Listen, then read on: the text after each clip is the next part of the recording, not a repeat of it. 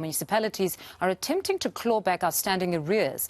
They're shutting down services to government departments and businesses that fail to pay for services and rates. In 2021, government departments in KwaZulu-Natal were said to owe municipalities in the region of 2.4 billion in unpaid bills. Let's get the full picture now from KwaZulu-Natal SALGA Chairperson Thami Ntuli. Mr. Ntuli, good morning and thank you very much for your time. You know, this story of just even municipalities themselves owing Eskom is all too familiar, but remains worrying. We actually heard from KZN's Finance MEC that municipalities themselves owe a combined 2 billion. What do you make of just this? Well, good morning to yourself and your viewers. In fact, what is happening in the province of KwaZulu-Natal is not actually 2.4 billion. The municipalities, they are owed 2.8 billion by government.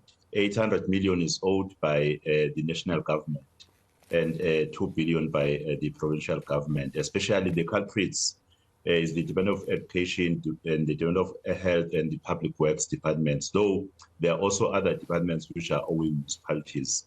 The effect of this is quite very negative on service delivery. Since you know, Mfundo, that when municipalities are actually drafting their budget, they make some targets. Their budget is not based on what they have in the bank. It's also based on what they will be getting, on what they will be collecting, even the issue of the revenue that they will be collecting. Hence, this situation is very unfortunate for them, because when they target that they will collect 2 or 3 million, and then in their SDP, they will be able to address some service delivery issues based on that expected income. It becomes problematic then when the departments are actually not honoring their payments. We have engaged with the provincial government on a number of times, even when the MEC for Kota was MEC Sihle. We engaged them even with even, I mean, when the MEC was Mr. Shlomuga and the Premier was Mr. Zagala. We engaged them about these debts, which are quite very adverse, especially when it comes to service delivery. You know, the narrative out there is that a local government is failing the society by not delivering services, and it's very unfortunate when they are also affected by the behavior of the government, the provincial government, to fail to honor the debts on time, to fail to pay for their services, because the local government is actually then forced to take a route which is not a good route to actually cut the services. You just ask yourself, for the hospitals, how can you cut services for the hospitals? You continue with such debts impacting adversely on the issues of service delivery and even on the issue of local economic development. Since I said everything is spent based on the estimates of what will be giving as services and what will be received as the revenue. And there has been criticism when municipalities start to cut the services of departments, in most instances, like you say, hospitals. But this, in turn, has made municipalities bad payers themselves in the case of Eskom. Definitely. It's not easy to, when you have budgeted some amount, knowing that you have that amount, and for the services that also yourself you receive, you'll be able to also pay. And then it makes very difficult, it makes the life of a local government very difficult. You know, one of the municipalities here in KZN decided to switch off the services to the provincial government departments. And there was a lot of halabaloo. They were complaining that this was not supposed to happen. But the reality is that we have made all attempts as SALGA to ensure that the government departments are paying municipalities. There was even an offer of a war room, the war room which was expected at the time of Mrs. Galala. The war room was expected to address the issue of the debts, but we have never seen any improvement.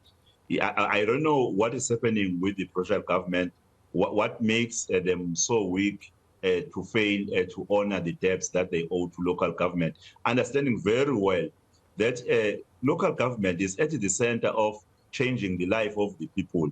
If local government can be capacitated in terms of the finances, though there are challenges and problems which SALGA and COCTA were trying to intervene, and Treasury were trying to intervene on them to try and empower local government, but they are more handicapped when financially already on what we have been lamenting, that what they are receiving is not enough. Equitable share is not equitable in terms of the demands and the service delivery, which is expected by the people under the municipalities. But when you add another burden of this situation, you know, the last sentence which I can actually say, Mfundo, is that local government is faced by a disaster, because all what is happening is not favoring local government. The increase in interest rates is not favoring local government. The issue of load shedding and load reduction is not favoring the local government. And we're even seeing in the province of KwaZulu-Natal with the natural disaster, which you know, wherein the local government is supposed to respond to. And when it's owed so much, billions of rands, how can they actually address this and bring some hope to the citizens of those municipalities? This is not, in fact, impacting only on the municipalities, but it impacts directly on the life of the ordinary citizens who are actually looking upon the municipalities to bring some solutions, to bring some hope, so that we change their misfortune. And then how has the impact been on small businesses? Because a number of these small businesses rely on being paid on time. We hear from national government ever so often that there is now a policy that all small businesses must be paid within 30 days. But if money is not forthcoming from these government departments in the form of their rates, then there's hardly any revenue for municipality to pay its service providers. So how has it impacted those small businesses, even your attorneys that you would have briefed for on certain matters? I mean, how difficult does it become for municipalities to pay them on time? It's an obvious answer, Mfundo, to that. When you have been handicapped financially, you have been disempowered financially, it's not easy to honor your commitments and even to assist those who are supposed to actually empower.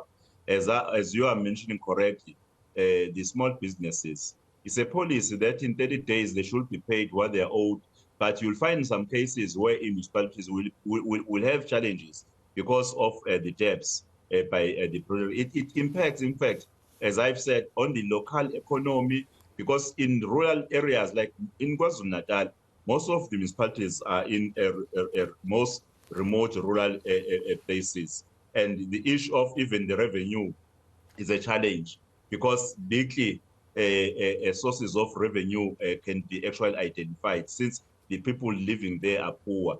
And then when such bigger institutions, such as the provincial governments, are unable to honor their in-fact debts, it really affects adversely, directly, even the emerging SMEs, the emerging entrepreneurs, those who are starting to join those contractors' work in local government, because you'll find that when they do the work, they have to stop. Reason being, they are not paid and they can't proceed because they're still emerging. They don't have that much capacity. They don't have that much cash flow.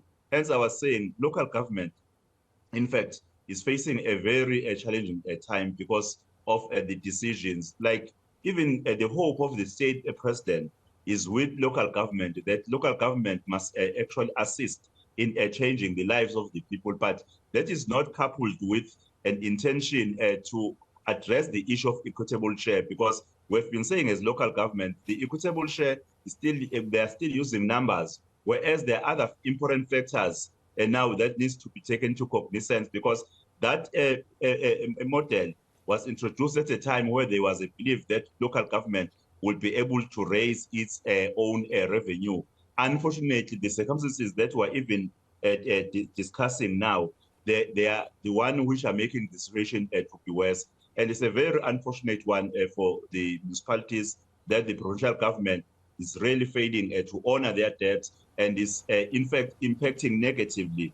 That is impacting negatively to the people who are expecting service delivery, to the small businesses, emerging businesses, contractors, and even honoring their accounts such as the ESCOM and etc. That equitable share conversation is worth a broader debate, honestly, but we'll leave it there for now in the interest of time.